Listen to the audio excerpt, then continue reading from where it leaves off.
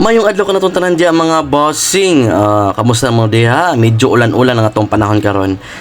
Ni-request ang among mga client, medyo ubay-ubay ni sila nag-request for repair karon kay naigugod sila sa ulan-ulan. Ilahong piso wifi sulit na uban wala internet, nag-connecting lang, obtaining IP address muna siya mga problema diya. May mga anak mga bossing ka lang medyo gadagom-dagom og diri pala mandaan na feel na mo jud na medyo alanganin jud ulan-ulan gud dito. So karon nianhin na mi diri tan-aw mga boss.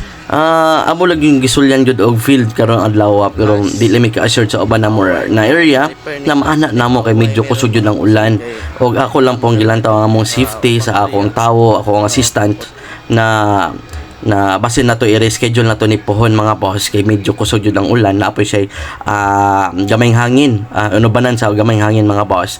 So aton gyud na siyang i-reschedule ang ubang mga area mga gud may dispensya sa ubang area na dili gud makaya namo og anha mga boss mga repair. So hopefully makasabot lang mo daghang salamat and God bless.